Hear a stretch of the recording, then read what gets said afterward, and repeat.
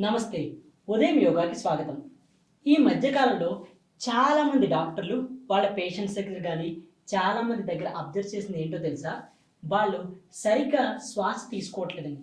మీరు అబ్జర్వ్ చేస్తే మన యొక్క శ్వాస మనం ఎప్పుడైతే గాలిని తీసుకుంటున్నామో అప్పుడు మన పొట్ట అనేది బయటికి రావడం జరగాలి. మనం ఎప్పుడైతే గాలిని వదిలిపెడుతున్నామో అప్పుడు మన పొట్ట అనేది లోపలికి వెళ్ళడం జరగాలి. కానీ చాలామంది 100కి 90% మంది ఈ మన బ్రెత్ ప్రాసెస్‌ని రాంగ్‌గా చేస్తున్నాం. సో, ఎప్పుడైతే మనం గాలిని తీసుకుంటున్నామో అప్పుడు పొట్ట లోపలికి వెళ్ళడం జరుగుతుంది.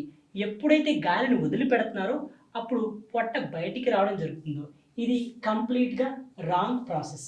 మీరు అబ్జర్వ్ చేస్తే మీరు ఒక శ్వాసను తీసుకున్నప్పుడు మీ పొట్ట అనేది బయటికి రావడం జరగాలి.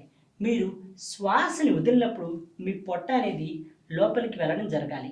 మీరు కావాలంటే ఒక చిన్న పిల్లల్ని మీరు అబ్జర్వ్ చేస్తే వాళ్ళ పొట్ట మీద మీరు చెయ్యి పెట్టి చూస్తే వాళ్ళు ఎప్పుడైతే శ్వాస తీసుకున్నారో పొట్ట పైకి రావడం జరుగుతుంది.